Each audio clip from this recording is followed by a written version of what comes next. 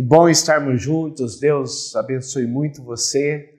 E hoje vamos começar Mateus.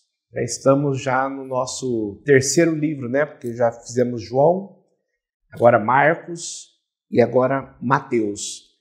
É muito importante nós entendermos o contexto de Mateus, tá? Quero que você preste muita atenção nisso.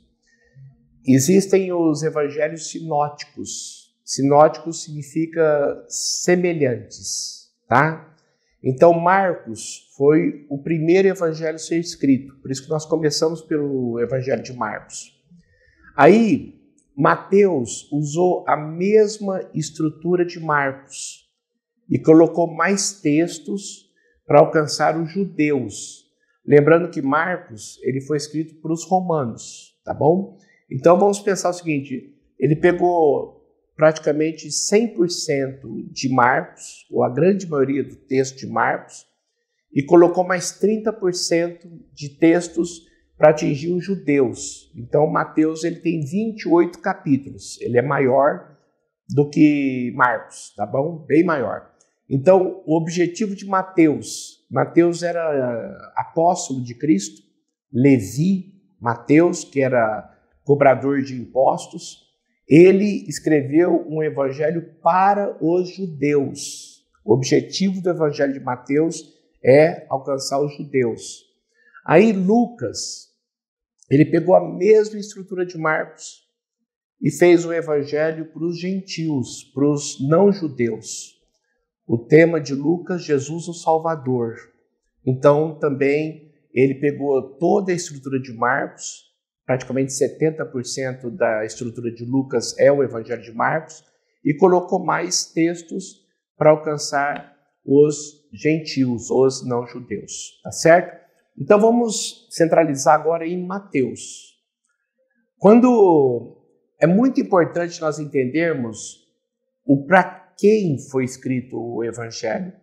Você vai perceber que Mateus ele tem uma preocupação muito grande em falar para os judeus que Jesus é o Cristo, é o Messias, é o ungido, o prometido do Antigo Testamento. Então ele vai usar muitos textos do Antigo Testamento para provar que Jesus é o Messias prometido do Antigo Testamento, que os judeus, o povo de Deus, todo o Antigo Testamento foi centralizado em Israel. E a promessa, a profecia do Messias no Antigo Testamento foi cumprida em Cristo. Então Mateus fala muito isso, para se cumprir a profecia, para se cumprir o que o profeta disse. Você vai perceber isto muitas vezes. Então você já percebe aí a grande diferença de Mateus do Evangelho de Marcos. Marcos já não tem essa preocupação. Marcos é o Jesus realizador, aquele que faz, aquele que conquista. Mateus já é o Jesus judeu que veio para o povo de Israel, tá certo? Então, as profecias do Antigo Testamento. Por isso que, na ordem que está Mateus na Bíblia, está o primeiro evangelho por causa disso. Há um continuismo do Antigo Testamento para o Novo Testamento, porque Mateus é o evangelho que mais cita o Antigo Testamento, justamente pelo fato de ser para os judeus, tá certo? E qual que é o tema de Mateus? Assim como Marcos, Jesus o conquistador, o servo conquistador, aquele que veio servir, porque os romanos queriam conquista, Mateus já denota Jesus, o rei de Israel. Jesus, o Messias prometido, que veio para ser o rei de Israel. Qual que é a principal conotação de Mateus? O reino dos céus. O reino de Deus. E o reino de Deus tem um rei. E esse rei é Jesus Cristo. Por isso que há muitas citações, filho de Davi, Jesus, rei de Israel, Jesus, o que veio da linhagem real de Davi, Jesus, filho de Davi, Jesus, filho do rei Davi. Então, A ideia de Mateus é essa: o reino de Deus instaurado, não um reino político como os judeus queriam, por isso que mataram-no. Um dos motivos que os judeus mataram-no foi porque Jesus pregava o reino dos céus, o reino eterno, o reino espiritual, mas eles queriam um reino terreno, um reino político.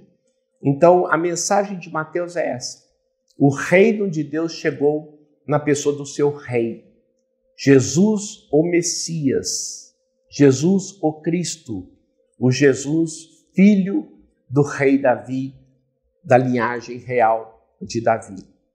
É por isso que quando você abre a Bíblia no capítulo 1 de Mateus, na hora que você já pega o começo do Evangelho, a primeira coisa que Mateus se interessa em colocar para os judeus, que Jesus é da descendência de Abraão, ou seja, ele é judeu, e ele é da descendência do rei Davi, que ele é da linhagem real de Davi.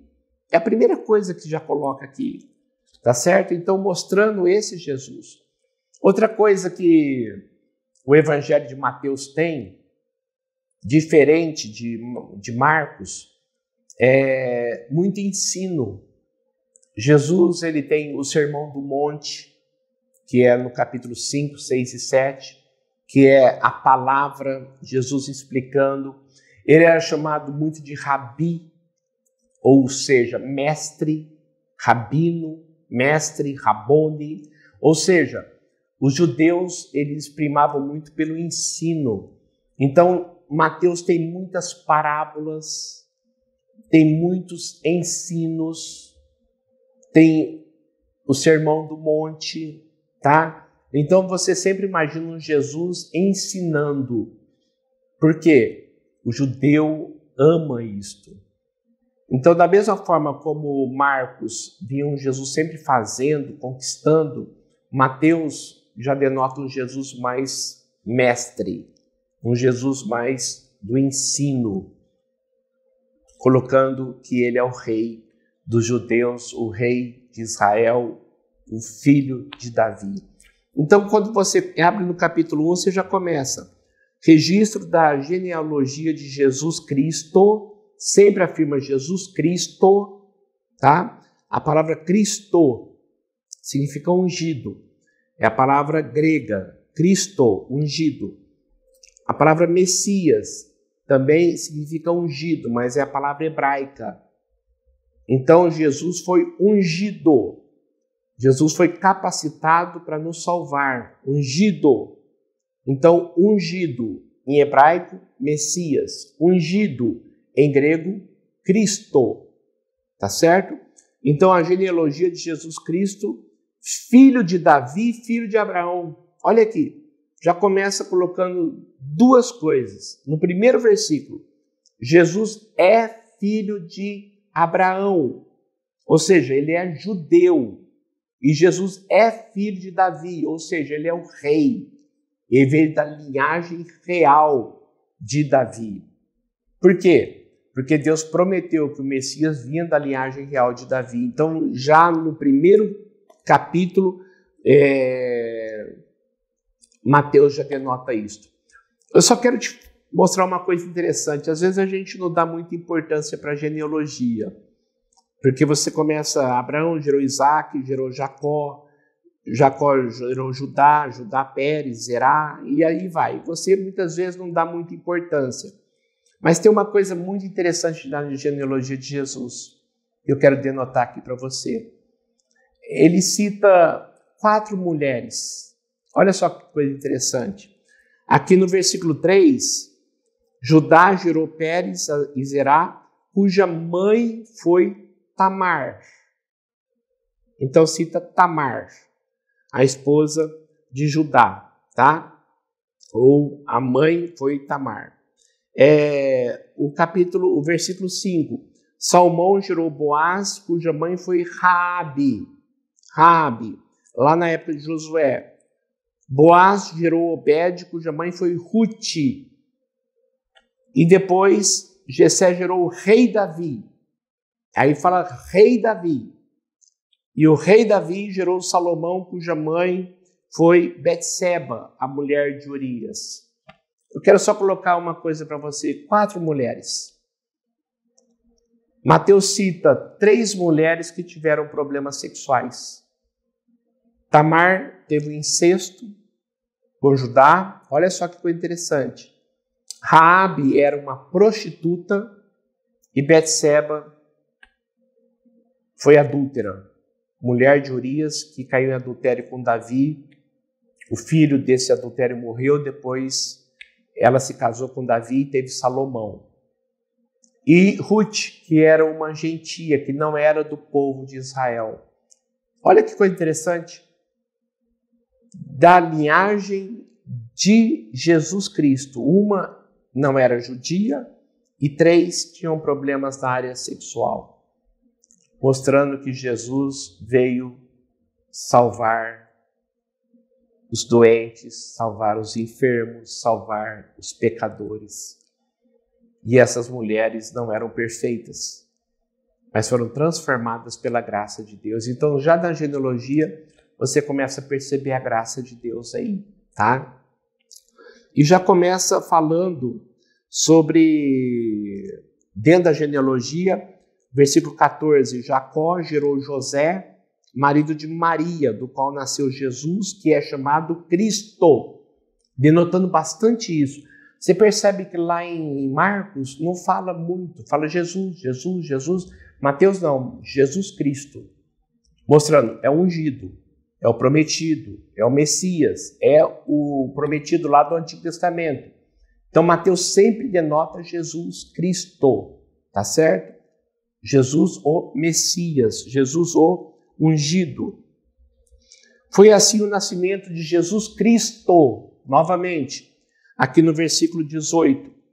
Quando Maria, a sua mãe, estava prometida em casamento a José, mas antes de se unirem, achou-se grávida pelo Espírito Santo.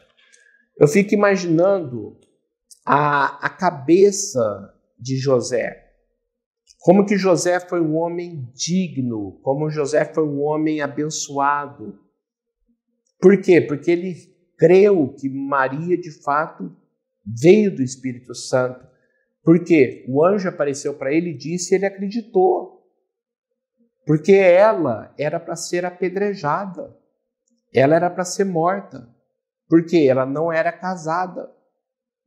E ao mesmo tempo, quando aconteceu isto, José casou-se com ela para assumir o filho como dele.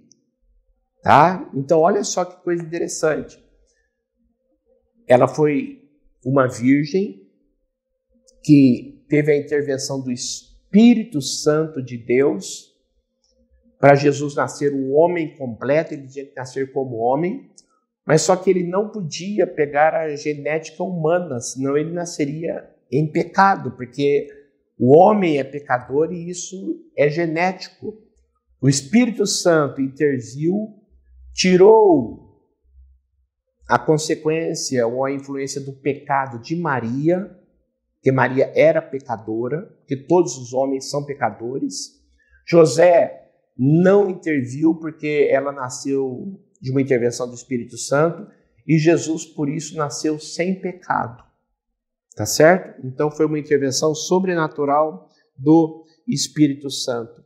E quando o anjo aparece, versículo 20, diz assim: depois de ter pensado nisso, apareceu o anjo do Senhor e disse: José, filho de Davi. Filho de Davi. Quando Jesus é chamado filho de Davi, José é chamado filho de Davi, é da descendência de Davi. Ou seja, da descendência real de Israel. Descendente do rei Davi. José nasceu em Belém, porque ele era descendente de Davi. Jesus, Maria e José moravam em Nazaré. Eles tiveram que ir para Belém na época do recenseamento, porque Jesus ia nascer na cidade de Davi, que é Belém. Então, aqui denota, José, filho de Davi. Ela dará à luz um filho, você deverá dar-lhe o nome Jesus, porque ele salvará o seu povo dos seus pecados. O nome Jesus é o nome grego para Josué, que é o nome hebraico. É o mesmo nome.